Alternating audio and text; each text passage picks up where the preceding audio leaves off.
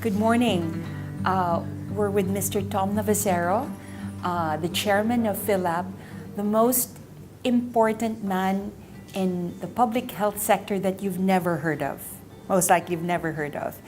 Tom is a champion here of public equity for public health, and is perhaps the first ever chairman and CEO who has taken on diseases of the poor, neglected tropical diseases, and combining it with technology. You're beginning to sound like Elon Musk in the public health sector.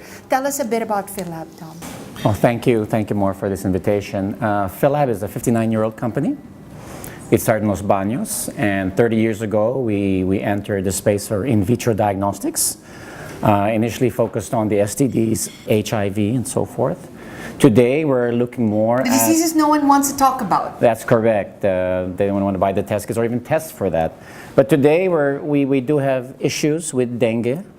We have issues with Zika, as you've heard. We are actually the hub, right, for tropical disease research, dengue, Zika. That is correct. The Research Institute of Tropical Medicine in Alabang has been leading research there in the early 80s. Our company also helped design and build that facility. So we did have an early entry into these diseases. Today we've also redesigned our in vitro diagnostic test kits so that people in the far-flung areas can test and self-test for these diseases so that they know when to seek medical care sooner than later. As WHO said, early diagnosis can reduce mortality to less than 1%, and that's specifically for dengue.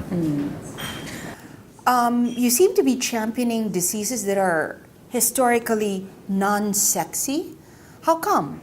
I mean, these seem to be diseases of the poor. Is there a business model behind this? Why are you taking it on? There was no one else taking it on. Yes.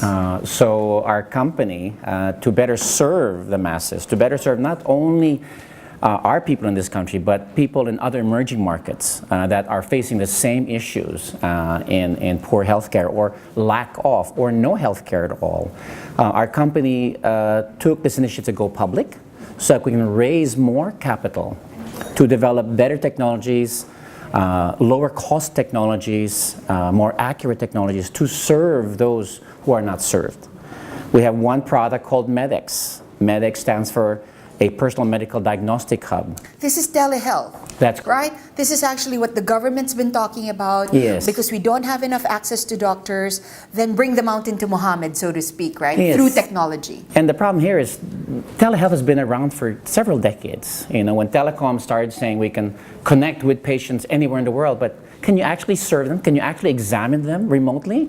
I mean, you still need a doctor or a med tech to either, one, listen to his heart and lung, look at his ears, his nose, his throat, look at the skin, interview the patient at one time, and then check the blood, right?